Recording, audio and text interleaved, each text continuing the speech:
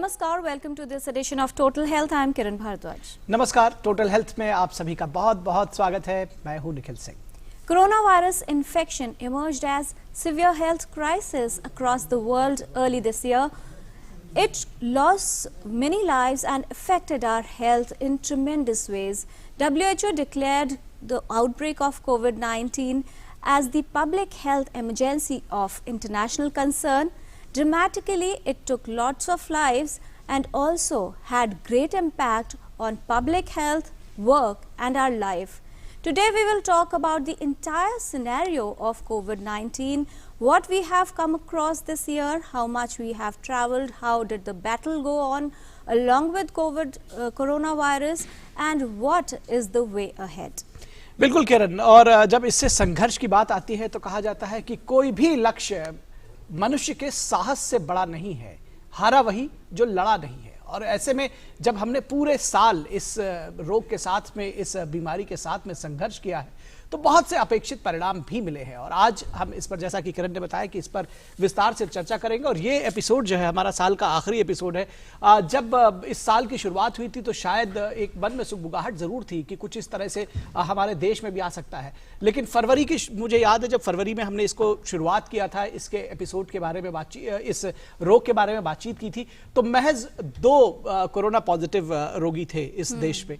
और उसके बाद से बढ़ के तब से ये सफर कहां तक पहुंचा है, किस तरह से हम आगे बढ़े और कितना इसमें हमने कुछ पाया भी है। क्योंकि केवल ऐसा नहीं है कि हमने एक बहुत बड़ा इंफ्रास्ट्रक्चर खड़ा किया है, बहुत आगे भी आए हैं। टेस्टिंग के बाद से लेकर के इंफ्रास्ट्रक्चर जो हॉस्पिटल्स का है उसको डेवलप करने को लेकर के, इसके खिलाफ लड़ाई को लेकर के, तो किस तरह से इसमें हम आगे बढ़े हैं। और जब वैक्सीन पाने के मुहाने पे खड़े हुए हैं आज हम, तो किस तरह से इस लड़ाई में हमें और आगे बढ़ने की जरूरत है, क्योंकि ये जो जंग है हमारी, ये अभी खत्म नहीं हुई है। तो इस विषय पर हम विस्तार से आज चर्चा करेंगे। It is very well said that the hard times don't create heroes, but it is in the hard times that we discover the hero within ourselves. During this crisis of COVID-19 pandemic, the corona warriors, the frontline workers, doctors and the armed forces, each one of us actually worked too hard and is working continuously. The work on vaccine is on and much more to go. What are the lessons that we have learned and what is the way ahead like? What are the safety measures that we have to keep on following? Because as this year is coming to an end, the battle with coronavirus is still on. बिल्कुल, जंग जो है वो हमारी corona virus के साथ जारी है। तो देखते हैं कि किस तरह से इस जंग में हम अभी तक आए हैं और आगे क्या कुछ करना है, कैसे इससे लड़ा जा सकता है।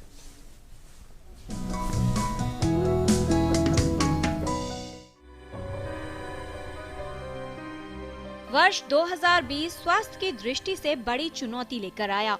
कोरोना वायरस का संक्रमण विश्व भर में बड़े स्वास्थ्य के खतरे के रूप में हमारे सामने था। जैसे जैसे इस वायरस से संक्रमित लोगों के मामले बढ़ने लगे, स्वास्थ्य को लेकर चिंता भी बढ़ने लगी। कोरोना वायरस ने दुनिया भर में देशों को अपनी चपेट में ले लिया। विश्व स्वास्थ्य संगठन द्वारा कोरोना वायरस संक्रमण को विश्वव्यापी महामारी घोषित किया गया और इसे स्वास्थ्य के लिए आपातकालीन स्थिति बताया गया। साल के शुरुआती महीनों में देश में कोरोना वायरस के मामलों की पुष्टि हुई। मार्च में देश में लॉकडाउन किया गया। ऐसे में कई चुनौतियां सरकार के सामने थीं।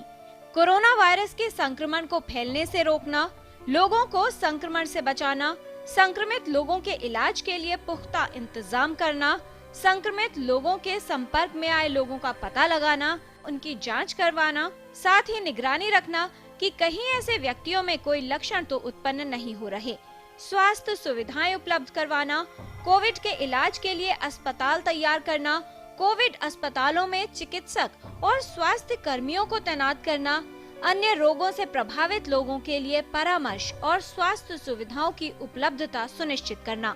कोविड-19 को हराने के लिए कई स्तर पर प्रयास शुरू किए गए।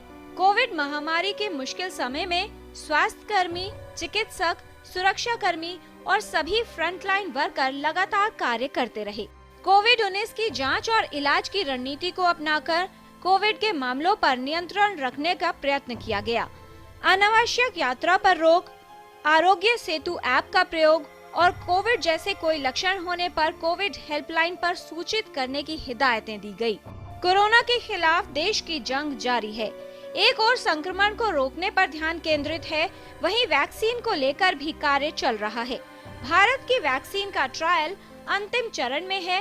वैक्सीन तैयार होने पर स्वीकृति मिलते ही टीकाकरण का अभियान शुरू कर दिया जाएगा। टीकाकरण के लिए बहुत ही अनुभवी और बड़ा नेटवर्क है, जिसका लाभ उठाया जाएगा। टीकाकरण के माध्यम से कोविड-19 से बचाव होगा। साथ ही जरूरी है मास्क लगाना, शारीरिक दूरी बनाए रखना, व्यक्तिगत स्वच्छता का पालन करना, साबुन और पानी से बार बार हाथ धोते रहना, खांसते या छींकते समय नाक और मुंह को रुमाल या टिश्यू से ढकना और शारीरिक व मानसिक स्वास्थ्य का ध्यान रखना और अपनी रोग प्रतिरोधक क्षमता को मजबूत करना, जिससे कोरोना वायरस के संक्रमण के खतरे को कम किया जा सके। Kiran Bharadwaj, total health.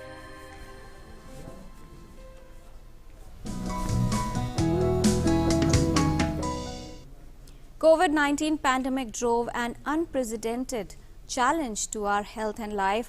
How we have been tackling this and what are the strategies for future, because we have to move on from the new normal to the new future with COVID-19. To talk about all this and more, we have the eminent panelist who will be joining in. We have with us Dr. V.K. Paul, member Niti Aayog. Joining in is Dr. Professor Randeep Guleria, Senior Pulmonologist and Director, All India Institute of Medical Sciences. And joining in is Dr. M.V. Padma Srivastav, Head Neurology and Chief Neuroscience Center from All India Institute of Medical Sciences. बिल्कुल। और दर्शकों, आप भी हमारे इस कार्यक्रम का live हिस्सा हो सकते हैं। आप हमें फ़ोन कर सकते हैं, हमारी फ़ोन लाइनें खुल गई हैं। हमारा फ़ोन नंबर नोट कर लीजिए 1800111234। और इसके अलावा आप हमें ईमेल करके आपके अगर मन में कोई सवाल हो, कोई शंकाएं हो, तो उसका समाधान प्राप्त कर सकते हैं। हमारा ईमेल आईडी नोट कर लीजिए ddnewstotalhealth@gmail.com और आप इसे कार्यक्रम से सीधा जुड़ सकते हैं। So let's start the discussion on COVID-19 and health and try to find out what is the impact of this pandemic and how our lives are changing, what are the lessons that we have learned. Dr.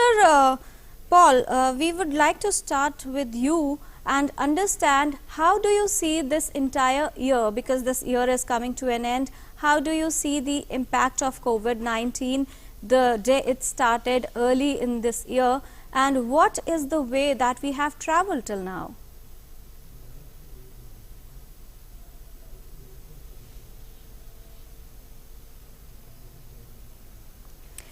Dr. Paul, we are not able to hear you. If you could hear my question.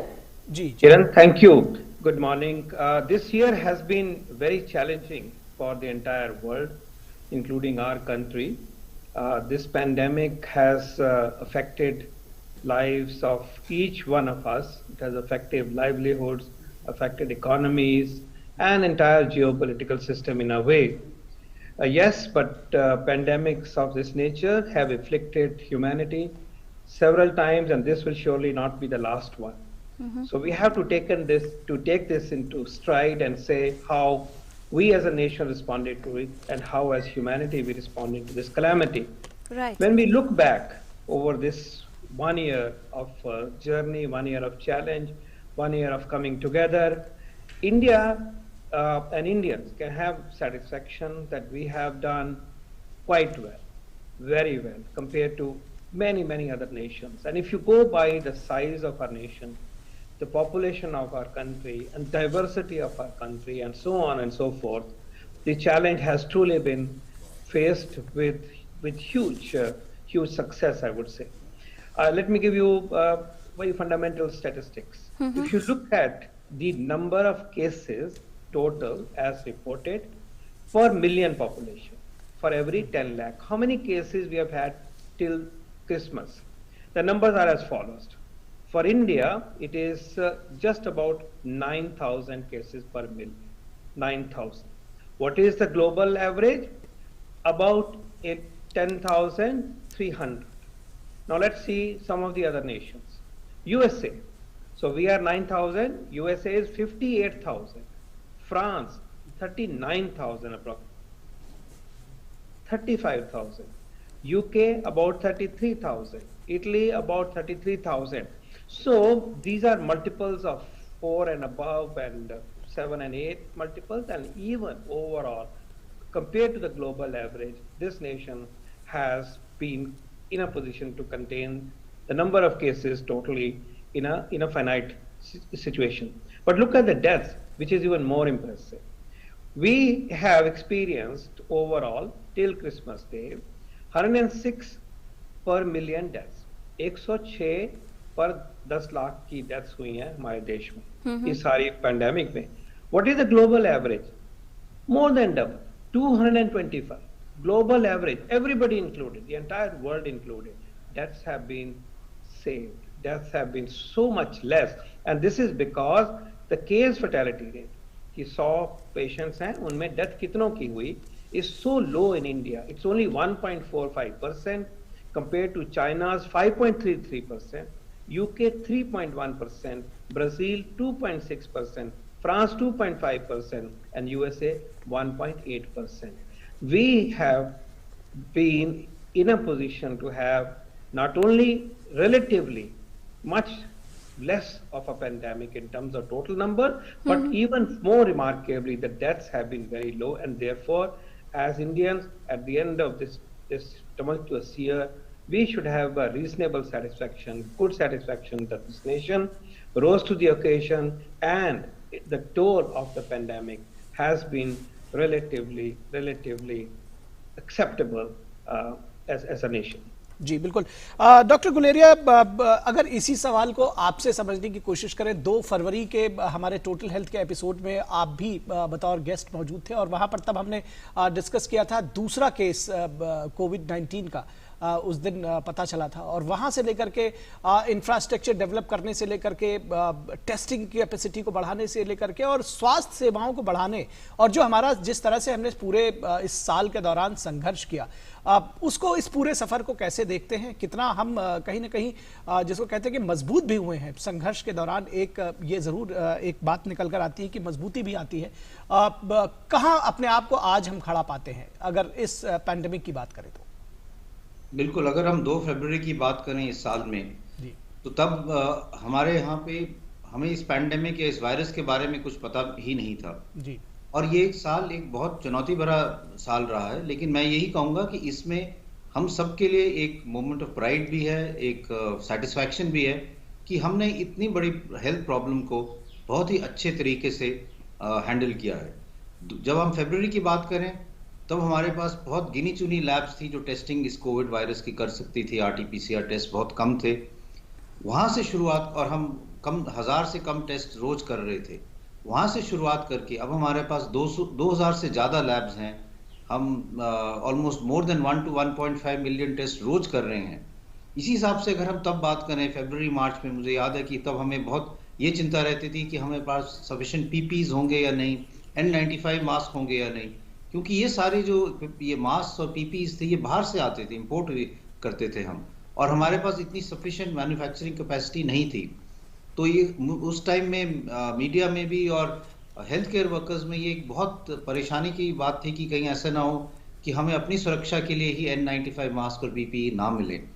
लेकिन वो भी उस चुनौती को भी हमने स्वीकार किया. कुछ साइंटिस्ट ने अपनी तरफ से भी कुछ रिसर्च की कि हम PPE को रिसाइकिल अगर करना पड़े तो वो कैसे करेंगे. मैन्युफैक्चरर्स आगे आए और अब ऐसी स्थिति है कि हम PPEs एक्सपोर्ट कर सकते हैं. हमारे पास PPEs N95 की कोई कमी नहीं है. दूसरा, फिर उसके बाद हमने ये भी देखा कि तब केसेस चाइना में और यूरोप में बढ़ने शुरू हुए थे और वहाँ पे ये देखा जा रहा था कि वेंटिलेटर्स की कमी हो रही थी. मुझे याद है तब बड़ी चिंता जैसी खबर आ रही थी कि वेंटिलेटर्स कम हो गए और एक वेंटिलेटर 2 या 3 पेशेंट पे लगाना पड़ रहा था. तो हमें बड़ी इसमें चिंता हुई. हमने सोचा कि अब क्या करेंगे. कुछ हद तक हमने स्टडीज भी की अपने हॉस्पिटल में कि कैसे वेंटिलेटर, हम अगर एक वेंटिलेटर के साथ उसको वाई कनेक्शन करके 2 पेशेंट्स में लगाना हो तो हम उसकी सेटिंग कैसे करेंगे. लेकिन अगेन ये बहुत गर्व की बात है कि हमारे मैन्युफैक्चरर्स आगे आए, कई साइंटिस्ट आगे आए, इंजीनियर्स आगे आए और अब हम अपने ही देश में वेंटिलेटर्स जो हैं वो बना रहे हैं और वेंटिलेटर्स की कभी भी कमी नहीं हुई. हमें कभी ऐसी सिचुएशन नहीं फेस करनी पड़ी जैसे यूरोप में हुई कि वेंटिलेटर्स की कमी हो गई. फिर हमने एक और चीज रियलाइज की कि इस वायरस से फेफड़े में असर होता है और एकदम ऑक्सीजन की कमी हो जाती है. और अगर हम ऑक्सीजन कुछ टाइम के लिए लोगों को सप्लीमेंट दे पाएं तो हम उनको इस इन्फेक्शन से निकाल सकते हैं। और कई दफा ऑक्सीजन की कमी के कारण ही लोगों की डेथ्स हो रही थी। तो एक पूरा अभियान शुरू हुआ गवर्नमेंट की तरफ से कि ऑक्सीजन हर जगह कैसे सप्लाई की जाए, चाहे वो ऑक्सीजन सिलेंडर्स हो, चाहे लिक्विड ऑक्सीजन हो। और उसके बाद गवर्नमेंट की सपोर्ट से कई हॉस्पिटल्स में प्लांट्स लगाए गए, PSI प्लांट्स लगाए गए जो हवा से ऑक्सीजन बना सकते हैं। और वो कई हॉस्पिटल में ये फायदा हुआ कि अब वो इंडिपेंडेंटली अपने ऑक्सीजन सप्लाई कर सकते हैं हॉस्पिटल में, उनको कहीं और से सिलेंडर्स या लिक्विड ऑक्सीजन की जरूरत नहीं पड़ती। तो ये कई चीजें हमने ऐसी की। फिर जैसे आपने कहा इंफ्रास्ट्रक्चर, शुरू में ये क्लियर नहीं था कि हम पेशेंट्स को कैसे मैनेज करेंगे। फिर हमने रियलाइज किया कि कई पेशेंट्स ऐसे होते हैं जिनको बड़ी माइल्ड बीमारी होती है या एसिम्प्टोमेटिक रहते हैं, और उनको अगर हम आइसोलेट कर लें तो फिर हम आगे चेन ऑफ ट्रांसमिशन को रोक सकते हैं। तो फिर कोविड केयर सेंटर बनाए गए, कोविड हॉस्पिटल्स बनाए गए, Covid ICU, dedicated Covid ICUs बनाए गए। और ये भी देखा गया कि मिक्सिंग नहीं होनी चाहिए, क्योंकि ये एक बीमारी इन्फेक्शियस बीमारी है। अगर एक ही जगह पे कोविड पॉजिटिव पेशेंट और कोविड नेगेटिव पेशेंट इकट्ठे रहेंगे तो वो बीमारी एक से दूसरे पे फैलेगी। इसलिए डेडिकेटेड सेंटर्स बनाए गए, कोविड केयर सेंटर्स बने जहाँ पे हम माइल्ड पेशेंट्स, एसिम्प्टोमेटिक पेशेंट को रख सकते थे। और शुरू में कई दफ़ा ऐसा हुआ कि हमारे ही एम्स में एक दिन में 100 से ज़्यादा हमें पेशेंट एडमिट करने पड़े, क्योंकि एक वो तब शुरू में दिल्ली में ही एक बहुत बड़ा क्लस्टर पेशेंट्स का, लोगों का आ गया था जो पॉजिटिव हुए थे। उसके बाद फिर हमें ये जो है हॉस्पिटल्स में पूरी सेटिंग करनी पड़ी, डॉक्टर्स को ट्रेन करना पड़ा। ये एक नया वायरस था, लोगों को आइडिया नहीं था कि हम इस वायरस के लिए कैसे ट्रीट करते हैं। और हमें ये लगा कि मैन पावर की कमी होगी, तो हमने कई डिपार्टमेंट से, चाहे वो ऑर्थोपेडिक्स हो, चाहे आई हो, चाहे पैथोलॉजी हो, चाहे फिजियोलॉजी हो, चाहे अपने और डिपार्टमेंट्स के लोग हो, उन सबको ट्रेन किया हॉस्पिटल इन्फेक्शन कंट्रोल में। क्योंकि सबसे बड़ी चीज ये है कि डॉक्टर्स या हेल्थ केयर वर्कर्स में इन्फेक्शन नहीं होना चाहिए।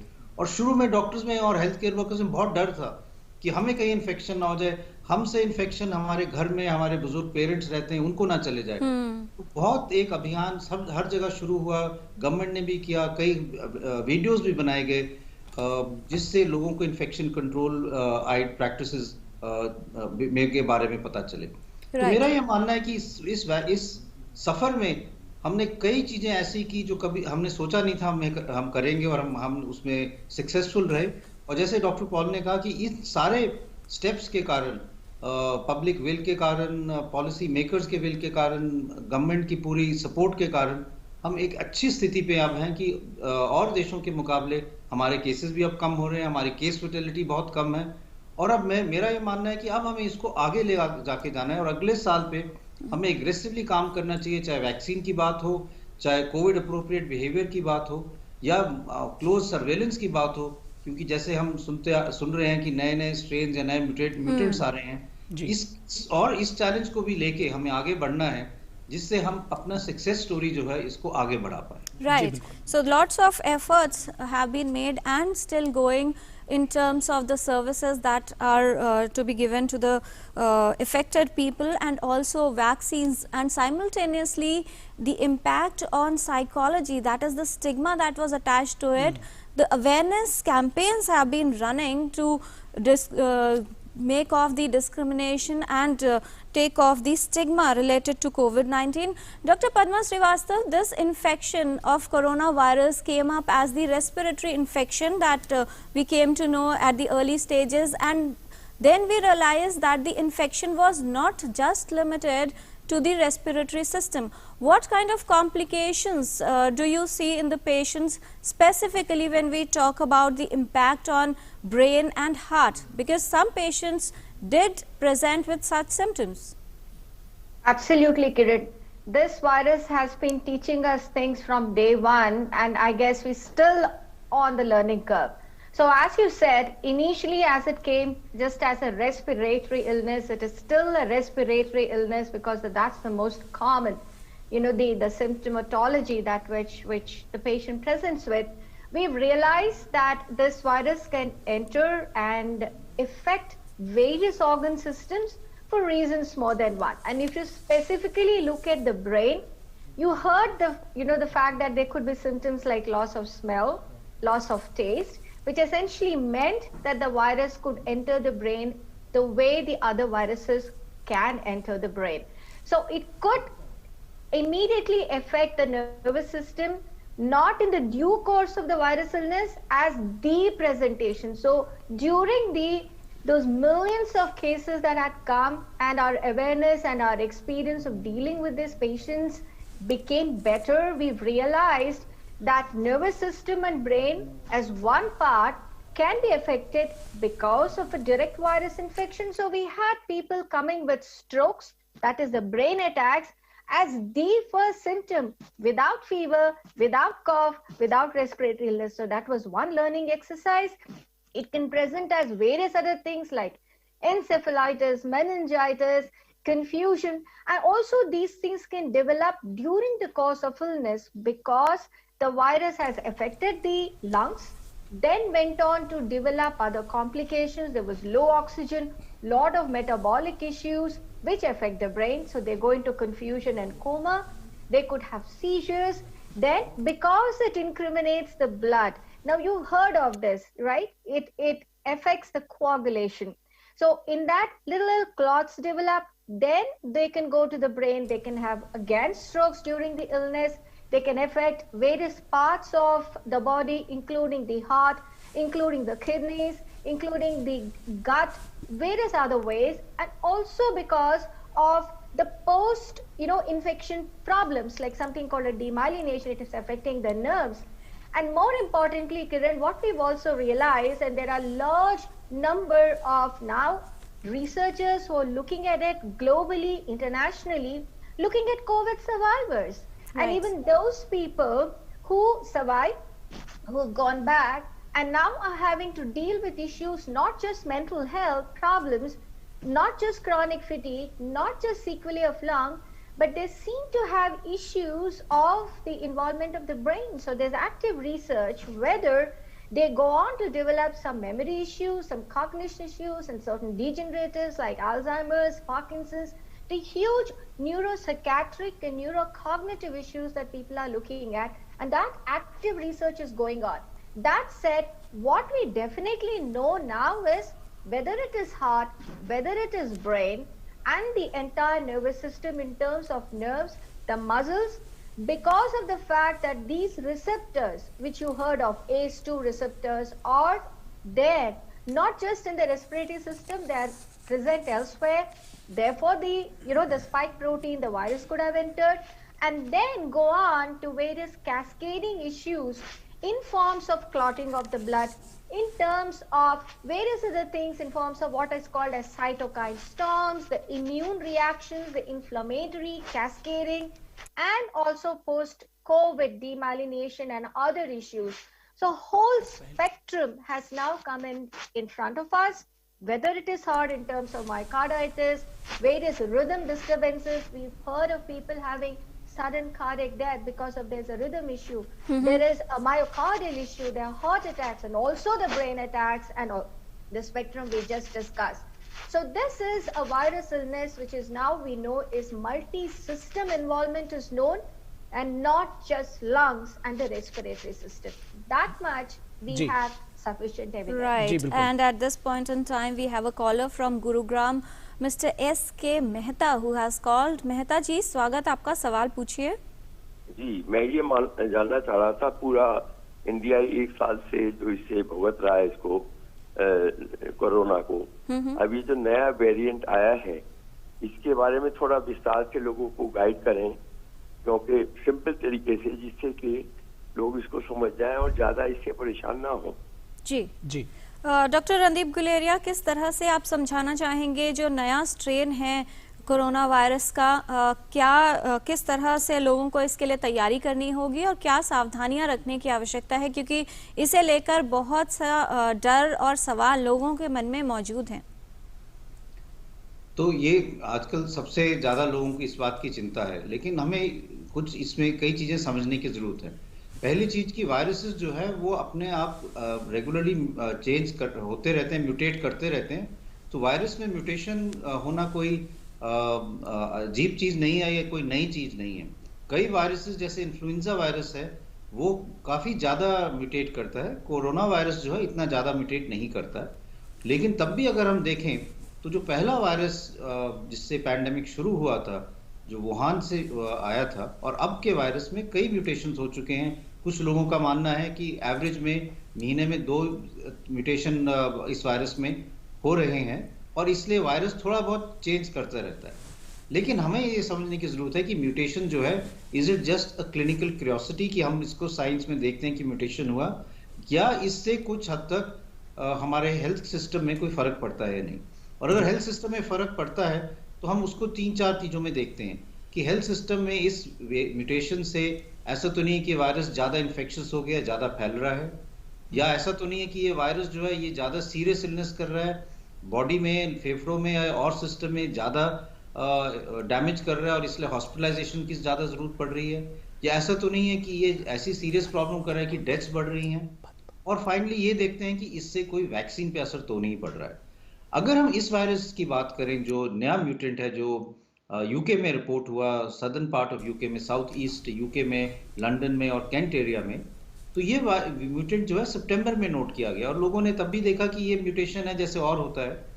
लेकिन बाद में जब उन्होंने इसको फॉलो अप किया तो ये देखा कि जहां जहां पे इस म्यूटेंट के वायरस ज्यादा पिकअप हो रहा है वहां पे ज्यादा केसेस आ रहे हैं। तो उन्होंने ये लिंक बनाया कि ये जो म्यूटेशन है ये ज्यादा इन्फेक्शियस है और ये ज्यादा फैलता है, मतलब एक व्यक्ति से और व्यक्तियों को फैलने में इसकी क्षमता ज्यादा है जी। लेकिन उसके साथ साथ उसी एरिया में जब उन्होंने हॉस्पिटलाइजेशन या मोर्टेलिटी को भी देखा तो ये पाया कि उसमें कोई अंतर नहीं है। What this means is that this new strain is same as COVID-19. It has mutated slightly. It has 17 mutations. कुछ म्यूटेशन जो है जो हम स्पाइक प्रोटीन है उस पे हैं, लेकिन इससे उसकी इन्फेक्शियसनेस बढ़ी है, और जो मॉडलिंग डेटा वो कहते हैं कि ये 70% ज्यादा इन्फेक्शियस हो गया है, लेकिन हॉस्पिटलाइजेशन या मोर्टेलिटी में कोई चेंज नहीं आया है। तो इसलिए ये म्यूटेशन जो है ये रेगुलरली रहते हैं। वैक्सीन की अगर हम बात करें तो अभी तक जो डेटा है उसमें वैक्सीन पे भी इस म्यूटेशन से कोई असर नहीं हुआ है। वैक्सीन अभी भी उतनी इफेक्टिव रहेगी जैसे पहले थी, लेकिन हमें ये फॉलो अप करने की जरूरत है, क्योंकि ये म्यूटेशन हमें बताता है कि वायरस जो है वो म्यूटेट करता रहेगा और हमें सतर्क रहना है। We have to be ahead of the virus in terms of taking care of situations which may arise. घबराने की कोई बात नहीं है। ये अभी हमारे देश में कोई ऐसा इंक्रीज नंबर्स नहीं हुए हैं, डाउनवर्ड ट्रेंड ही चले आ रहा है। सितंबर से अगर हम देखें तो ऐसा नहीं है कि हम ये कहें कि हमारे केसेस बढ़ने शुरू हुए हैं जैसे यूके में हुए हैं, यूरोप में और यूएस में, लेकिन we have to be also very careful. और इसलिए कई स्टेप्स लिए गए हैं, चाहे हम फ्लाइट्स की बात करें, चाहे हम मॉनिटरिंग की बात करें, टेस्टिंग की बात करें, जिससे अगर कोई म्यूटेशन हो या ये म्यूटेंट अगर भारत में आया और कहीं पे एकदम इससे केसेस बढ़े तो हमारे पास एक एक्शन प्लान हो जिससे हम इसको रोक पाएं। अभी तक ऐसी कोई सिचुएशन नहीं है। We have to be more cautious. लेकिन इससे एक चीज सामने आई है कि जो कोविड अप्रोप्रिएट बिहेवियर है वो और भी ज्यादा इंपॉर्टेंट हो जाता है, क्योंकि चाहे कोई भी स्ट्रेन आए, कोई भी म्यूटेंट आए, अगर हम मास्क लगा के रखें, 2 गज की दूरी रखें, अपने हाथ धोएं और क्राउडेड एरियाज को अवॉइड करें, तो हम इस किसी भी वायरस को आगे फैलने से रोक सकते हैं, चाहे वो इन्फेक्शन ज्यादा हो या ना हो। तो इसलिए ये बहुत जरूरी है कि इस टाइम पे हम ये सब चीजें बिल्कुल रिलीजियसली करें, क्योंकि vaccine is around the corner.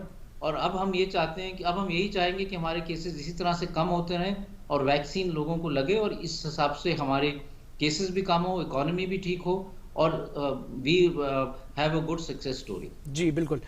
तो जब बात डॉक्टर गुलेरिया वैक्सीन की होगी तो निश्चित तौर पर इस विषय पर विषय को आगे बढ़ाएंगे। डॉक्टर पद्मा आपके पास आते हैं और जानने समझने की कोशिश करते हैं कि वैक्सीन का ट्रायल आपके साथ भी किया, आपने उसमें हिस्सा लिया था। सबसे पहले तो बताएं कि आपका स्वास्थ्य कैसा है, क्या रिएक्शन आप इस पर देंगी, और सबसे ये भी बताइए किस तरह से ये वैक्सीन देने का जो प्रोसेस है आगे किस तरह से चलेगा, कब से हम उम्मीद करें और क्या उम्मीद करें कि अगले साल जब ये वैक्सीन देने की प्रक्रिया शुरू हो जाएगी तो स्थितियां बदलने की शुरुआत हो जाएगी। Thank you. तो मैं एक वॉलंटियर थी कोवैक्सिन की ट्रायल में, वो भारत बायोटेक की ट्रायल थी, तो वो मेरी institute all India institute of medical sciences उसमें शामिल है और ICMR उसको कंडक्ट कर रही है। तो वो फेज 3 ट्रायल है, और ये जो वैक्सीन जो डेवलप किया भारत बायोटेक, तो हमारी इंडियन कंपनी है। मुझे लगा कि ये वैक्सीन जो बन रही है कोवैक्सीन, हालांकि उसके बारे में मुझे ज्यादा जानकारी नहीं है, पर मुझे लगा कि ये वैक्सीन है is of India, by India, for India. मुझे लगा, मुझे गर्व थी कि मैं उसमें शामिल हो सकती हूँ, तो मैंने वॉलंटियर की। और एम्स में तो मैं पहली वॉलंटियर थी, वो वैसे हो गया था, मुझे कोई प्रॉब्लम नहीं हुआ। बहुत अच्छी तरह से ये एंटायर प्रोसीजर, वो वेल ऑयल मशीनरी थी वहां पे। मैं गई, मेरी जो वाइटल्स लिया और ब्लड लिया है कुछ जांच के लिए, और RT-PCR किया, मुझे शॉट लगाया, कोई रिएक्शन नहीं हुआ।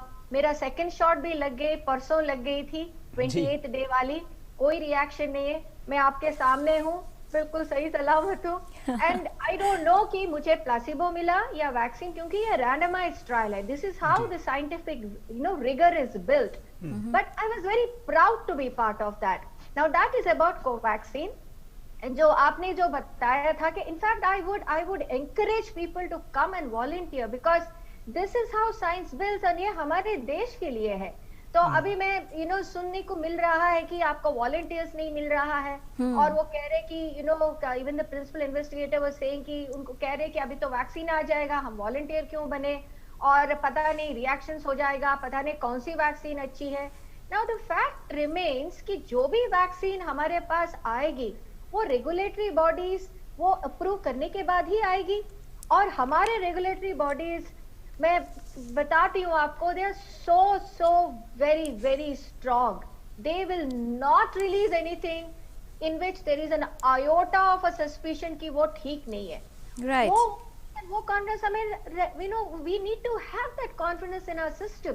तो अभी क्या आएगा, I think you know it, आपके मीडिया में भी इतनी जानकारी है कि there are of course 5-6 vaccines there, and I think 3 of them are right there on top. तो वेदर इट्स कोविशील्ड और कोवैक्सीन, आई थिंक कोविशील्ड ऑलमोस्ट आ गई है शायद। राइट, हमारे हेल्थ मिनिस्टर ने भी यही कहा कि जनवरी में रोल आउट भी हो जाएगा।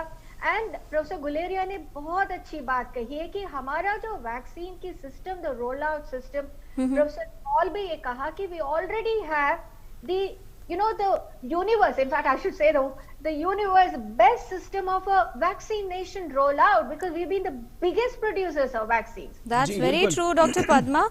And we have a similar kind of question for you, Dr. Paul. This is from Indrajit Khurana, and his question is apprehending regarding the efficacy and safety of vaccine, specifically for the corona warriors and the healthcare workers who will be the first lot to get vaccinated.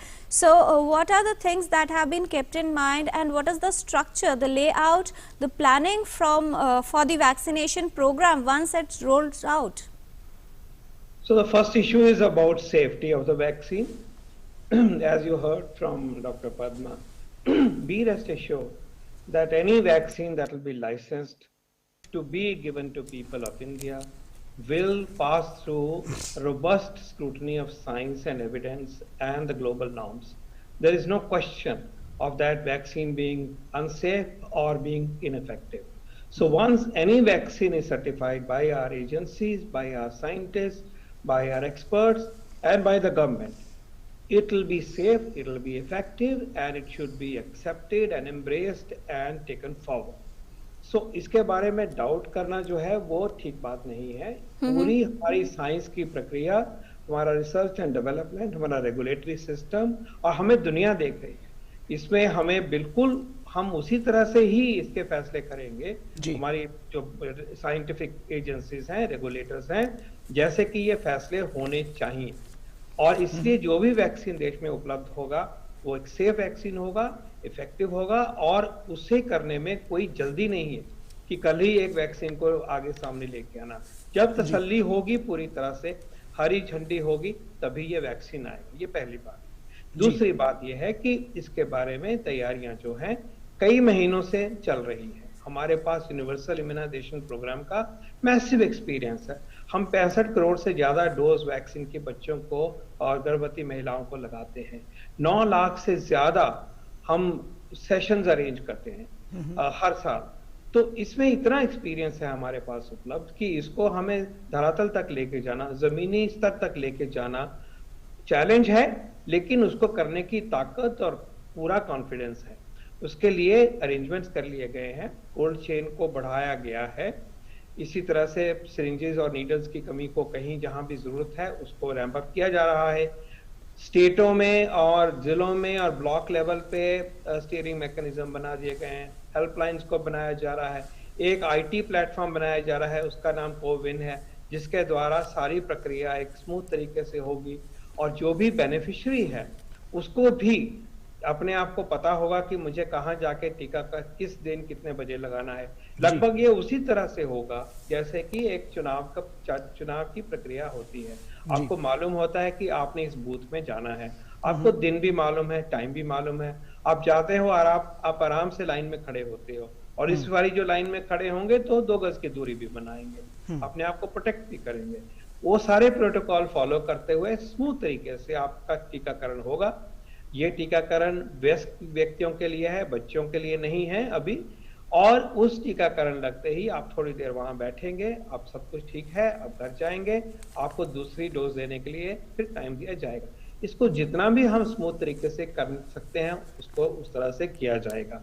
तो ये तैयारियां हो गई हैं, और यूं ही vaccine, कोई भी वैक्सीन सर्टिफाई होके उसका ये देश में प्रचलन होगा, तो ये सब तैयारियों को चलते डॉक्टर पॉल इसमें मैं आपको कुछ सवाल ये उठते हैं कि एक तो ये बताइए कि जो कोविन डिजिटल प्लेटफॉर्म है इसकी क्या भूमिका होगी। इसके साथ ही साथ सवाल ये भी उठते हैं कि कई बार लगता है कि जिन लोगों को चिन्हित किया गया है क्या उन्हीं को वैक्सीन लगेगी।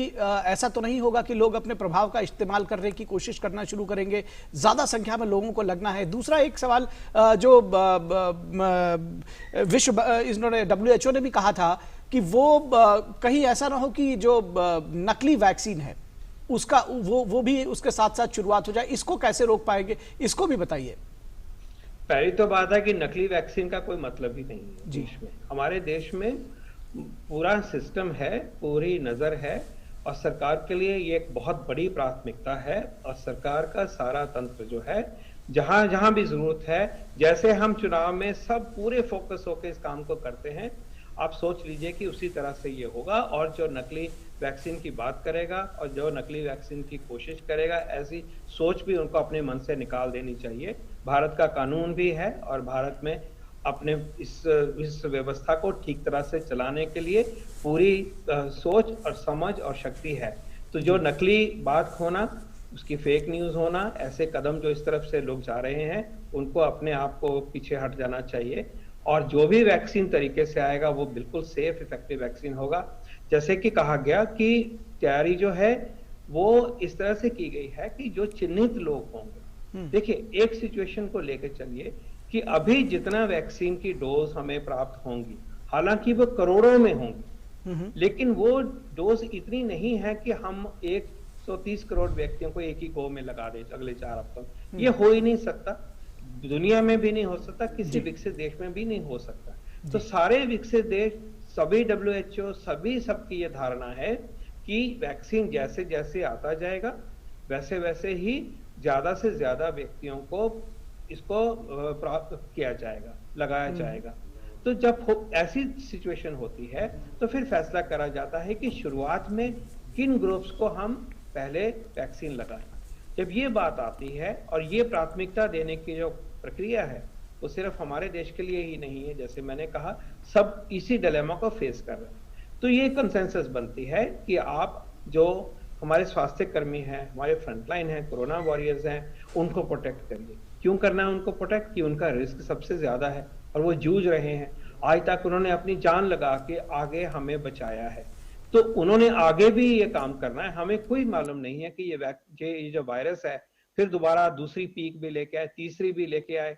तो हमारी जो शील्ड है, हमारी जो प्रोटेक्शन है, हमारे कोरोना वॉरियर्स हैं, हेल्थ केयर वर्कर्स हैं जो इंटेंसिव केयर में काम करते हैं, अपने आप को रिस्क करते हैं, उनको हमें प्रोटेक्ट करना है, क्योंकि वो इससे हम सबको बचा रहे हैं। उनका नंबर कोई बहुत असामान्य नंबर, बहुत बड़ा नंबर है, लेकिन जो सबसे बड़ा जो ग्रुप है जिनको की प्राथमिकता दी जाएगी और दी गई है बाकी देशों में भी, वो हमारे वो लोग हैं जिनको उम्र की वजह से कोरोना के होने वाली मौतों की रिस्क बहुत बहुत बढ़ जाती है। तो अगर हम उस लॉजिक को देखते हैं तो डेटा बताता है कि कोरोना से होने वाली मौतों में 80% लगभग 80% मौतें जो होती हैं वो उन व्यक्तियों में होती हैं जिनकी उम्र 50 साल से ज्यादा होती है।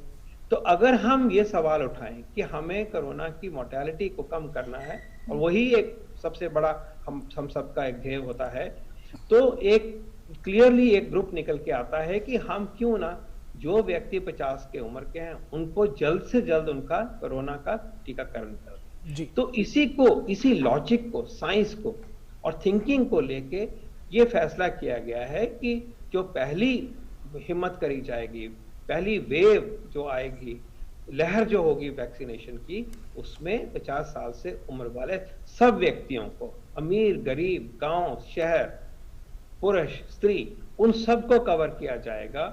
और ये देश ने तय किया है कि ये हमारा मेन पिलर होगा। तो ये व्यक्ति जो है 26 करोड़ हैं और कोरोना वॉरियर और हेल्थ केयर वर्कर सिर्फ 3 करोड़ हैं और 1 करोड़ आदमी वो व्यक्ति वो भी माने गए हैं, पुरुष और स्त्री, जो कि 50 से कम हो लेकिन उनको गंभीर बीमारियां हैं, किडनी फेलियर है, उनको हार्ट की बहुत बीमारी है, तो उनको लाएंगे। तो कुल मिला के ये सिर्फ 1 करोड़ होंगे। तो ये लेके चलिए कि 26 करोड़ जो मेन बल्क है हमारा पॉपुलेशन का, जिसको कि पहली लहर में टीके लगेंगे, वो होंगे व्यक्ति जो 50 साल की उम्र से ज्यादा है। अब हमें सोचना है कि जब ये पूरा हो जाए काम, ये पूरा तो नहीं हुआ, अभी तो प्राथमिकता हुई ना ये, लेकिन जैसे जैसे वैक्सीन और मिल जाएगा अगले महीनों में, मई में, जून में, जैसे भी और बहुत ज्यादा मात्रा बढ़ जाएगी तो बाकियों को भी लग जाएगा। धीरे धीरे उस तरह बढ़ते जाएंगे कि जिसको सबसे ज्यादा जरूरत है उसको वैक्सीन लगता जाए।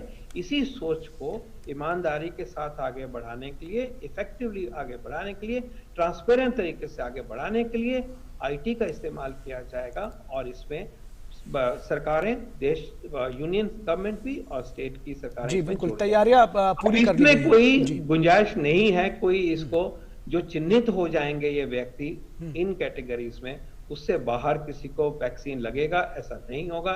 इन्फ्लुएंस का कोई मतलब नहीं है, ये सारा आईटी ड्रिवन सिस्टम होगा। और आप फेथ रखिए, और इसमें फेथ ही नहीं रखिए, मैं ये अपील करूंगा कि आप इसके साथ जुड़ के इसको सक्सेसफुल बनाने के लिए हमारे साथ, सरकार के साथ, प्रदेश की सरकारों के साथ, जिले के एडमिनिस्ट्रेशन, ब्लॉक की एडमिनिस्ट्रेशन के साथ और स्वास्थ्य सिस्टम के साथ जुड़िए। जी बिल्कुल। और यहाँ पर हमारे साथ एक कॉलर जुड़े हुए हैं, चंडीगढ़ से जितेंद्र कॉल कर रहे हैं। जी जितेंद्र जी, पूछिए अपना सवाल, स्वागत है आपका। नमस्कार जी। नमस्कार सर, मेरे को सितंबर लास्ट में कोविड हुआ था, तो अभी मैं ये पूछना चाहता हूँ कि ये मेरे को आगे इसके लिए इससे जो है कब तक खतरा हो सकता है, यानी कि मैं कब तक सेफ रह सकता हूँ इससे, और दूसरा मैं अपनी इम्यूनिटी बढ़ाने के लिए क्या कर सकता हूँ।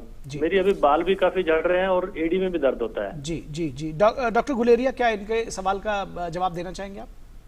जी, इनके 2 पार्ट्स हैं सवाल के। एक तो ये है कि उनको अभी भी कुछ लक्षण हैं जो हम पोस्ट कोविड सीक्वली या लॉन्ग कोविड के नाम से अब कहते हैं, और ये कई लोग जो कोविड से रिकवर हो जाते हैं कई महीनों तक, उनको लगभग 2 या 3 महीने तक कई लक्षण ऐसे रहते हैं जो वायरस चला जाता है लेकिन बॉडी में उसका असर कुछ हद तक रह सकता है। और काफी कॉमन जो है क्रॉनिक फटीग सिंड्रोम है, थकावट होना, जोड़ों में दर्द, कुछ हाथ पैरों में सुनपनता आना, या फिर कई दफा जो ब्रेन फॉग है कि आप कंसंट्रेट नहीं कर पाते पूरी तरह से, कई काम पे मन नहीं लगता है, या कुछ हद तक थोड़ा सा माइल्ड सा डिप्रेशन हो सकता है। ये चीजें आस्ता आस्ता ठीक हो जाती हैं। यूजुअली हम यही कहते हैं कि थोड़ा बहुत योगा करें, एक्सरसाइज करें, साथ में अच्छी खुराक लें, हरी सब्जियां, फ्रेश फ्रूट लें, और ये अपने थोड़े मल्टीविटामिन्स लेना चाहें तो वो ले सकते हैं। इससे आस्ता आस्ता ये जो इनको प्रॉब्लम हो रही है ठीक हो जाएगी। दूसरा इनका सवाल था कि इनको क्या कब तक प्रोटेक्शन रहेगा। जब भी हमको कोविड-19, किसी को भी कोविड इन्फेक्शन होता है, उसके बॉडी में 10 दिन 2 हफ्ते बाद एंटीबॉडीज बनने शुरू हो जाते हैं, और वो कुछ हद तक आपको फिर से इन्फेक्शन से प्रोटेक्शन देता है। कितनी देर तक ये इम्यूनिटी रहती है, ये एक टफ क्वेश्चन है, क्योंकि हर एक व्यक्ति में ये थोड़ा वेरी करता है। लेकिन ये माना जाता है कि कम से कम 6 या 9 महीने, हो सकता है साल भर, मेजॉरिटी ऑफ लोगों को प्रोटेक्शन रहेगा। इसलिए अगर आपको सितंबर में कोविड हुआ है और आप अब ठीक हो गए हैं, तो कुछ हद तक आपकी बॉडी में एंटीबॉडीज बनी हुई हैं और आपको फिर से इन्फेक्शन होने के चांसेस बहुत कम हैं।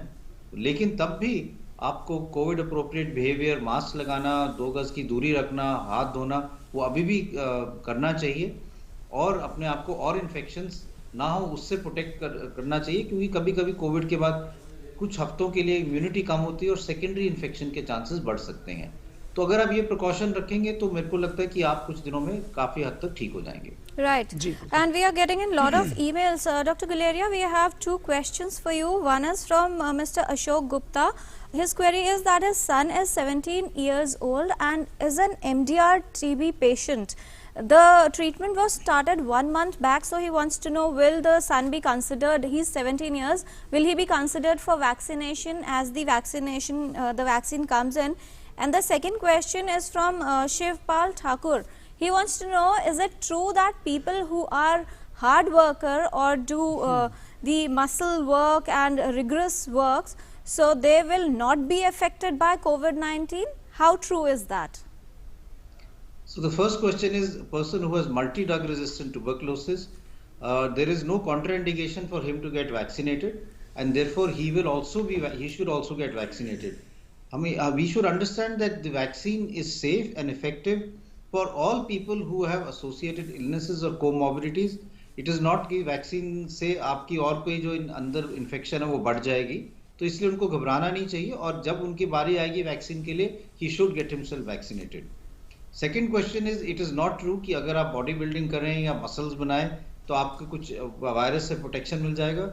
अगर आपको वायरस से प्रोटेक्शन चाहिए, कोविड से प्रोटेक्शन चाहिए, तो वही 3 चीजें, मास्क लगाना, 2 गज की दूरी रखना और हाथ धोना ही आपको प्रोटेक्ट करेगा। बॉडी बिल्डिंग से कोई प्रोटेक्शन नहीं मिलेगी।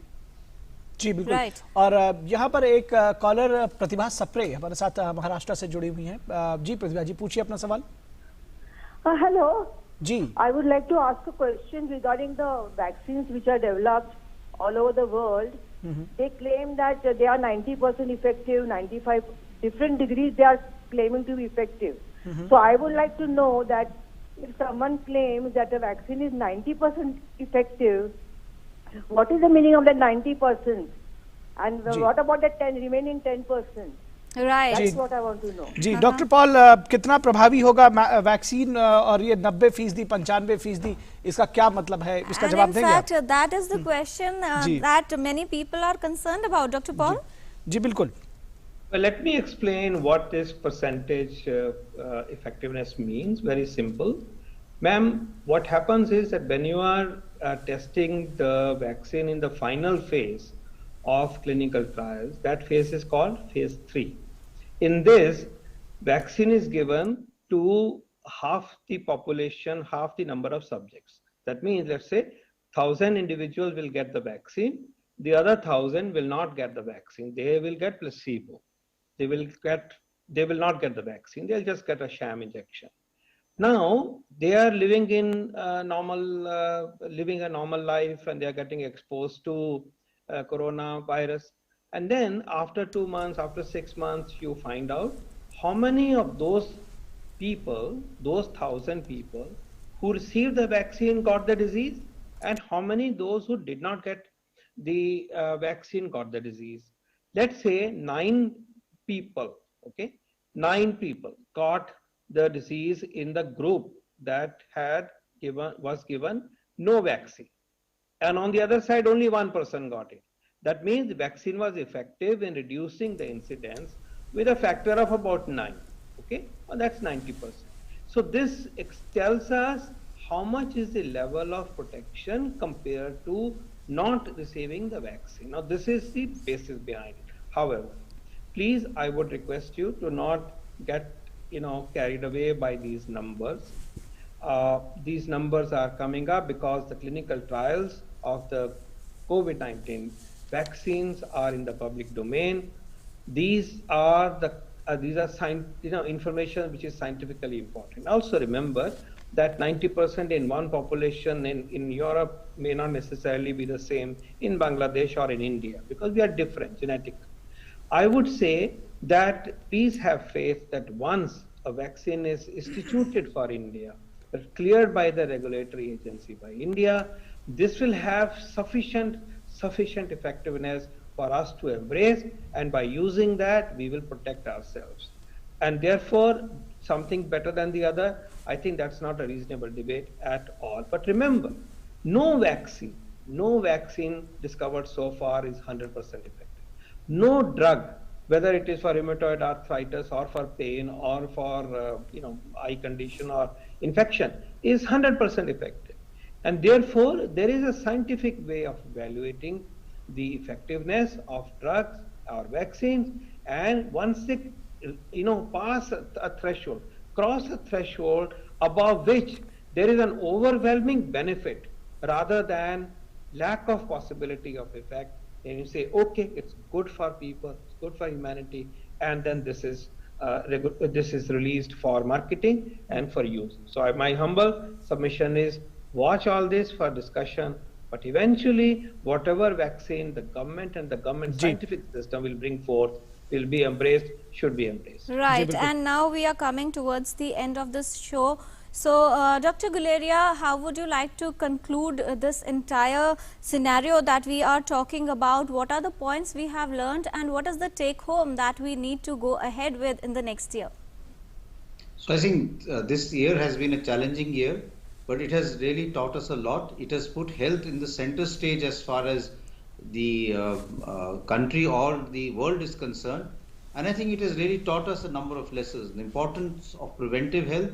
We have to be very, very health conscious, how we have to be able to take steps to prevent the spread of infection from one to the other.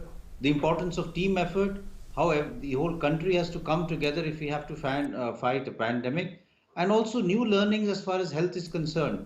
The role of digital health, the role of telemedicine, and the importance of research in health as far as our country is concerned.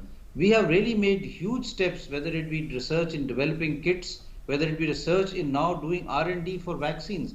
We have so many vaccine platforms in our country.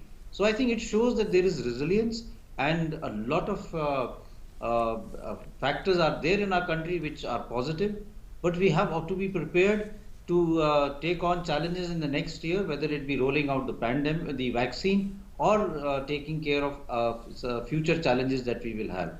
But on a positive note, I would say that we have really done remarkably well in the last year. The year started with a huge challenge. It's ending with some degree of satisfaction, although it's been a very, very challenging year. जी बिल्कुल।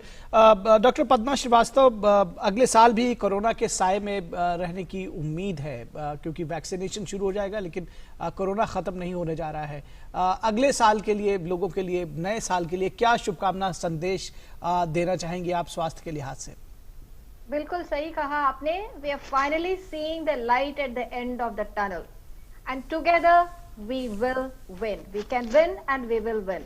तो यही take home message होगा कि corona appropriate behaviour, vaccine है, vaccine नहीं है, new corona variant आए गए, जो भी हो, हमारा जो वैक्सीन हमारे पास अभी जो उपलब्ध है is mask, distancing and sanitization, ये हमारे पास रहे, इम्यूनिटी बढ़ाइए। We already seeing the light at the end of the tunnel. We go ahead with a great hope. Together we will win. Right.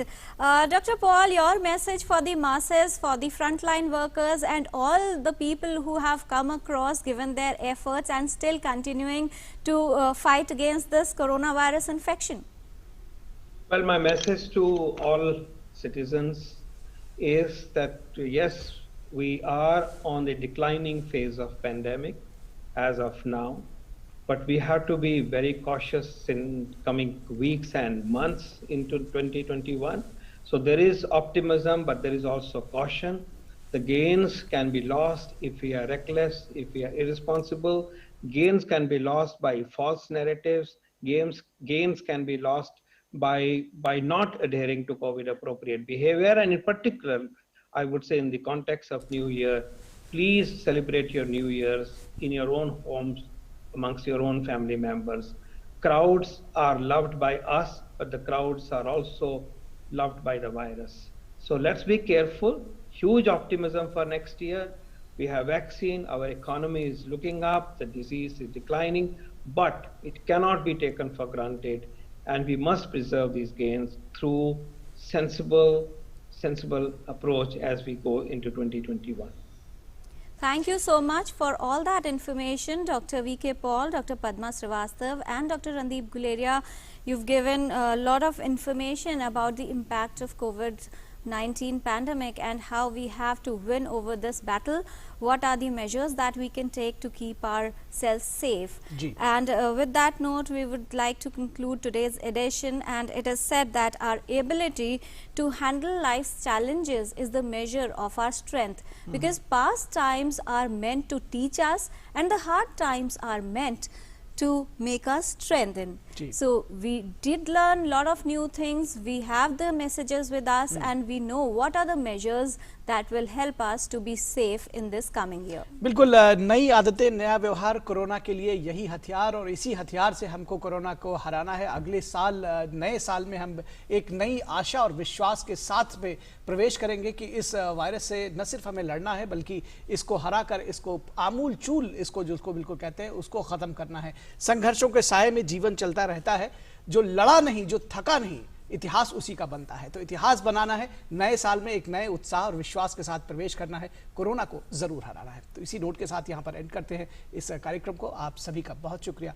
नमस्कार। नमस्कार।